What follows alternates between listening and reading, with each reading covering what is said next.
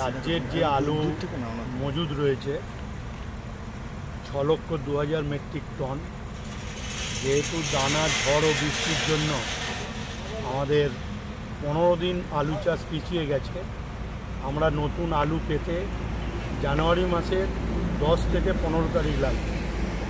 আমাদের রাজ্যের প্রতিদিন খরচ 18,000 মেট্রিক টন এবং ডিসেম্বর মাসে যেহেতু কাঁচা সবজি থাকে, এই ডিসেম্বর মাস বা জানুয়ারির 1 সপ্তাহ 2 সপ্তাহ এখানে খরচ হয় রাজ্যের প্রতিদিন এই ডিসেম্বর মাসে 15,000 মেট্রিক টন।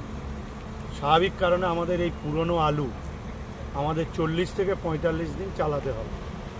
সেজন্য যাতে আলু আমাদের রাজ্যের মানুষের যাতে প্রয়োজন মেটে, সেজন্যই আমরা অন্যত্র আলু এখন কোনো পাঠানো যাবে না। যদি আমাদের রাজ্যের মানুষের চাহিদা শেষ করে যদি উদ্বৃত্ত থাকে তখনই আমরা বাইরে পাঠাই। তাই অনেকেই কিছু অসাধু ব্যবসায়ী তারা লুকিয়ে বিভিন্ন রকমভাবে অন্য জায়গায় নিয়ে যাওয়ার চেষ্টা করছে। সেজন্য বিভিন্ন জায়গায় চেকিং পয়েন্টে আমরা চেক করছি, আমাদের ডিপার্টমেন্ট এবং পুলিশ। আমরা সেই চেকিং কেমন হচ্ছে এবং চেকিংয়ে যারা দায়িত্বে রয়েছে তাদেরকে উৎসাহিত দেওয়ার জন্য আমরা আজকে এই বিভিন্ন বর্ডারে আমরা ঘুরছি। আজকে পুলিশের সঙ্গে আপনাকেও দেখা গেল যে গাড়িগুলোকে চেকিং করতে, কেন এই উদ্যোগটা কেন?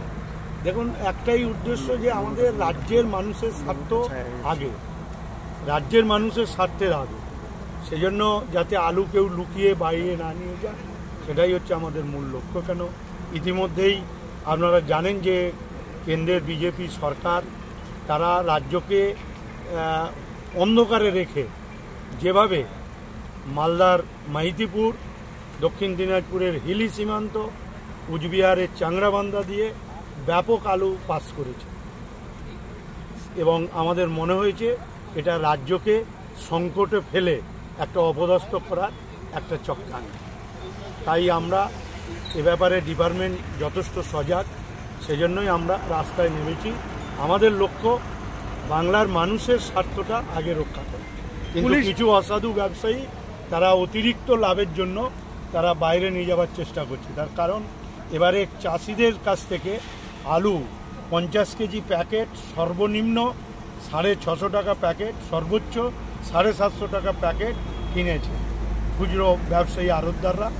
তারা বন বিক্রি করেছে 1000 থেকে সর্বনিম্ন 1000 এবং 1070 থেকে 80 টাকা পর্যন্ত তারা 50 প্যাকেটের আলু বন বিক্রি করেছে, অর্থাৎ 300 টাকা করে তারা প্যাকেটে লাভ করেছে। কিছু অসাধু ব্যবসায়ী আরও অতিরিক্ত লাভের আশায় তারা যেরকম বাইরে নিয়ে গিয়ে এ রাজ্যে একটা সংকট সৃষ্টি করে কৃত্রিমভাবে আলুর দাম বাড়াবার চেষ্টা করছে। সেটা সরকার কড়া পদক্ষেপে সেটা আমরা বন্ধ করার জন্য বদ্ধপরিকর। এর ফলে কি আলুর দাম কমে যাবে রাজ্যে? নিশ্চয়ই আমাদের স্থির বিশ্বাস যে আমাদের যে লক্ষ্যমাত্রা, মানুষের কাছে যে আমাদের লক্ষ্যমাত্রা, সেটা আমরা পৌঁছাতে পারব।